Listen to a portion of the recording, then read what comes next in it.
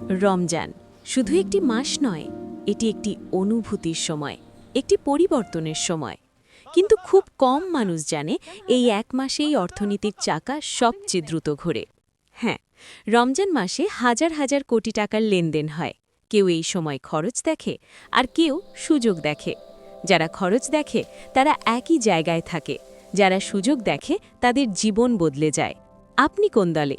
এই ঈদে শুধু খরচ করবেন নাকি প্রফিট নিয়ে ঈদ উদযাপন করবেন? আজ আমি শেয়ার করব রমজান ইকোনমি 2026-এর 5টি স্মার্ট বিজনেস আইডিয়া, যা অল্প পুঁজিতে শুরু করে বড় ফল পাওয়া সম্ভব। চলুন শুরু করি। প্রথম idea, premium Ramzan gift box.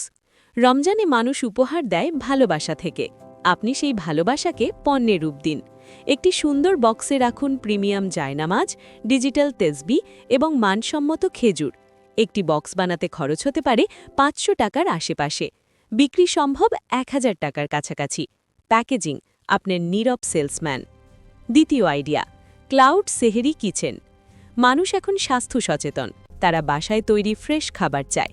আপনি যদি পুষ্টিকর সেহেরি বা ইফতার সাবস্ক্রিপশন সার্ভিস চালু করেন, একটি পরিবার থেকেই প্রতিদিন স্থির আয় সম্ভব। 30 দিন শেষে সংখ্যাটা আপনাকেই অবাক করবে। তৃতীয় আইডিয়া, কন্টেন্ট ক্রিয়েশন ও সোশ্যাল মিডিয়া সার্ভিস। রমজানে ব্যবসাগুলো প্রচার চায়, কিন্তু কন্টেন্ট বানাতে পারে না। আপনি যদি ভিডিও এডিটিং বা ডিজাইন জানেন, তাহলে রেস্টুরেন্ট, শপ, ব্র্যান্ড সবাই আপনার ক্লায়েন্ট হতে পারে।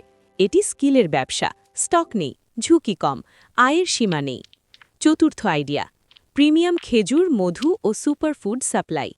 রমজানে মানুষ ভেজাল চায় না, তারা চায় নিশ্চয়তা।